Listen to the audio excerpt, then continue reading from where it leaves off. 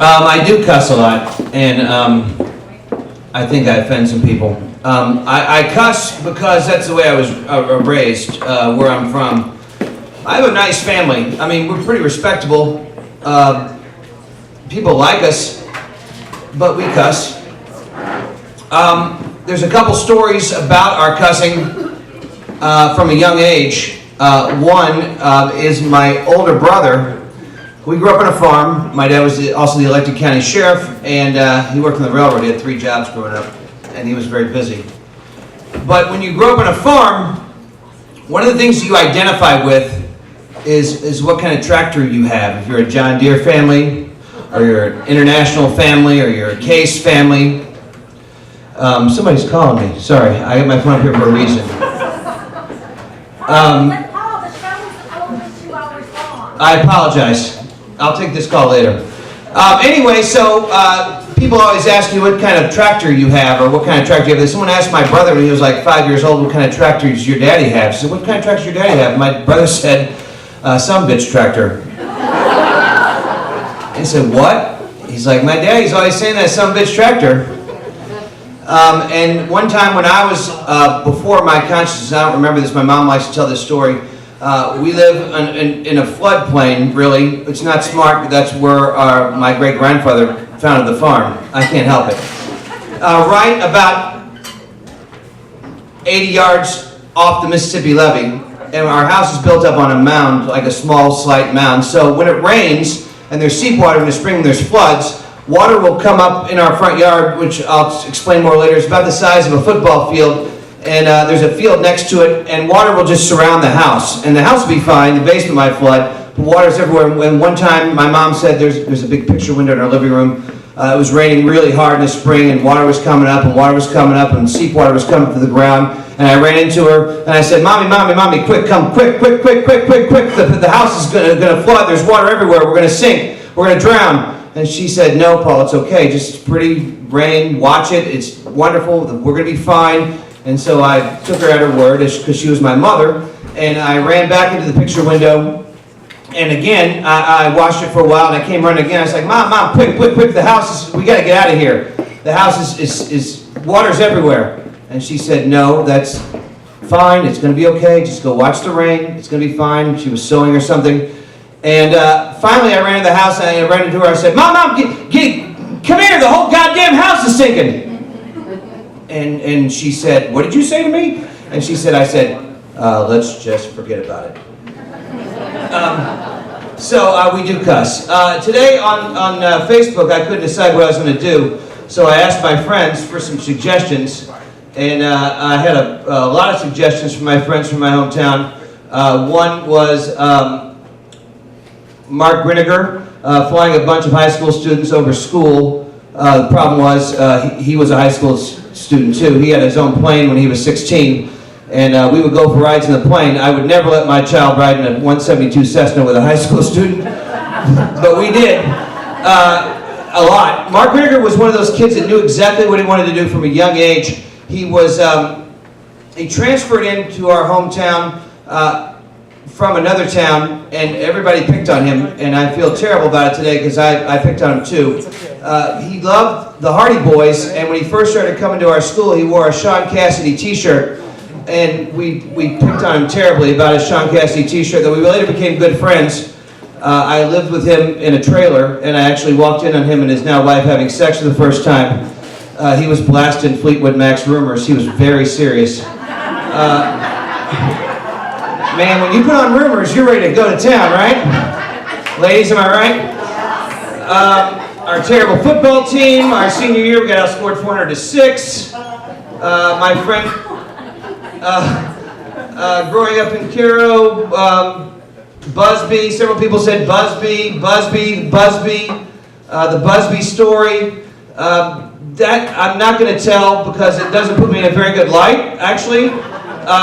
Busby was a one-legged man who lived in his pickup truck with a pack of mangy dogs who he used to harass.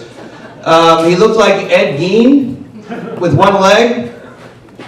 We'd go shine a spotlight into his truck and wake him up at night, and he'd yell at us and chase us until one night, we did this over the course of a summer, until one night he pulled up, chased us, in his truck and pulled a gun on us. And Joe Crane was driving. He pulled a gun right in our window on a 4-lane highway, and we would all be dead. Joe Crane looked over and saw the gun, and we just turned left. He turned left. Thank God there was another street there. It was 35th Street. It had been a storefront or another car. We'd been dead, but we lived through that one.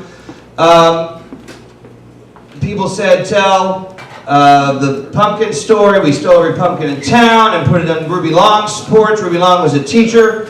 I got kicked out of her class.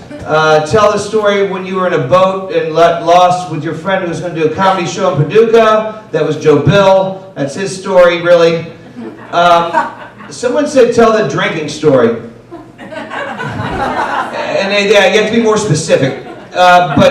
So when I was a junior in high school, I hung out with a guy who had been older than me. When I was a sophomore, he was a senior. His name was Tony Rushdie.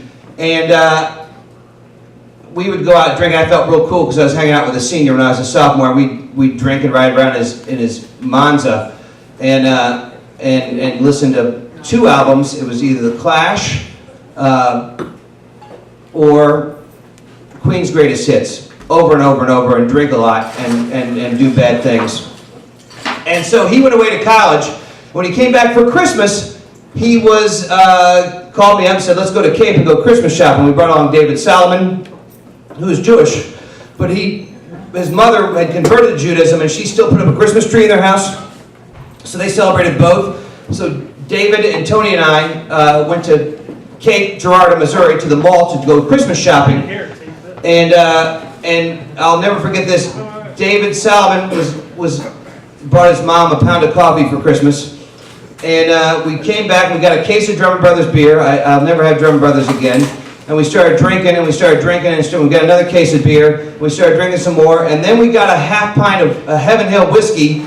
And they were in the front and I was in the back, and they passed it back and forth like they were drinking, but they didn't actually drink. They put their tongue in the hole and then passed it back to me where I kept drinking. And I ended up really, really, really, really, really drunk. I mean, like blackout, bad drunk, and they thought it was very funny.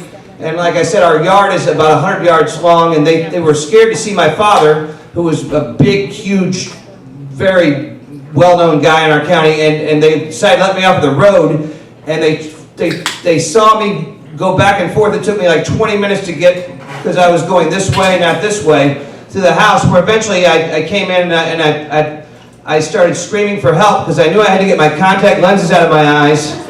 And my sister and her now husband were sitting there laughing at me. My dad came and helped me up and helped me get my contacts out and held my head over the toilet while I threw up, as he was just the most wonderful man. So the next day, I woke up and I had the worst hangover of my life, and it hurt everywhere. My ears hurt, the roots of my hair hurt, the teeth hurt. I was sweaty, and I was just really dreading what my dad was going to say to me because I knew he was pissed off.